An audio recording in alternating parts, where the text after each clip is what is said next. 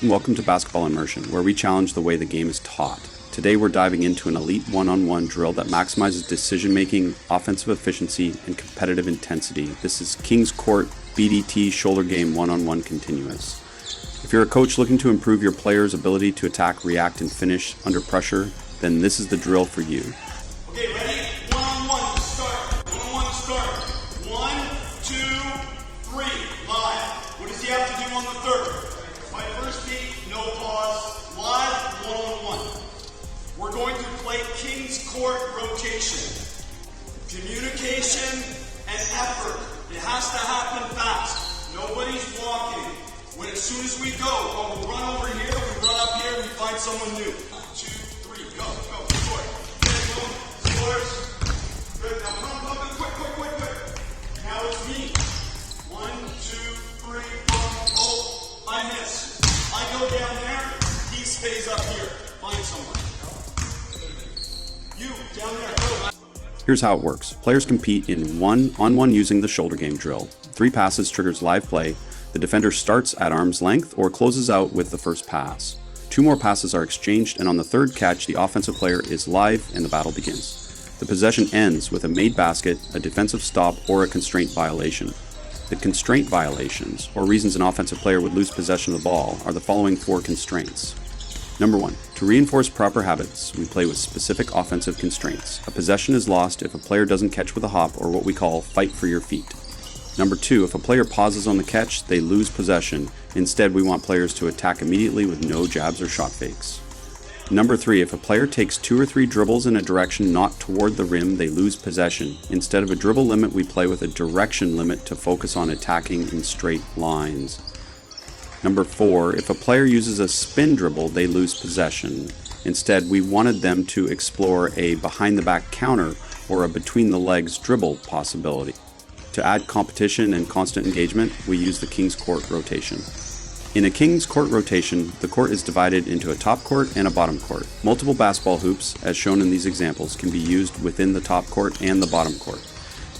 If a player wins the one-on-one at the top court, they stay. The loser moves to the bottom court. If a player wins the one-on-one at the bottom court, they move up to the top court, while the loser stays. Play continues until a winner is determined, with each player guaranteed a possession.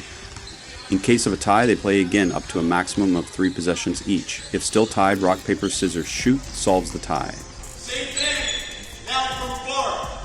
3 pass one-on-one, we can do it close or we can do it far. So she stands in. She only has to fight for her feet on the third one. But now I run. Dance. 1, 2, 3, boom. Play. No pause. Attack. If I take 2 dribbles not towards the rim, what do?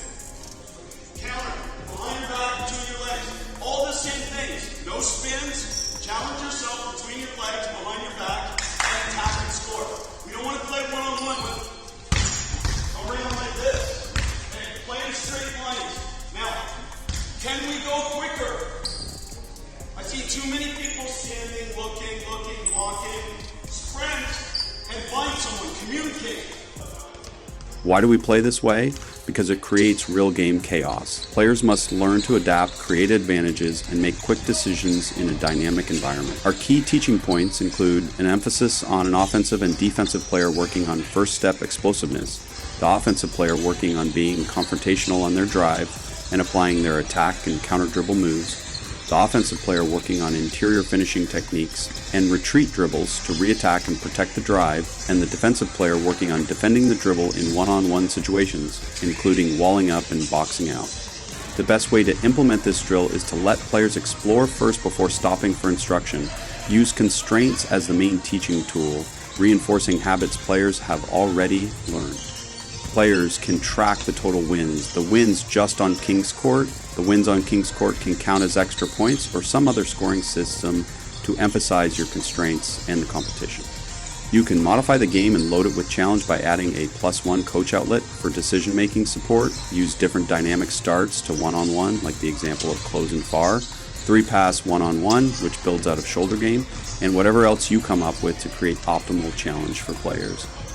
This drill is a game changer for coaches who want to maximize player development in a real game environment. If you found this valuable, hit like, subscribe, and comment below with your favorite one-on-one drill. For more deep dive coaching content, visit basketballimmersion.com and join our community of forward-thinking coaches.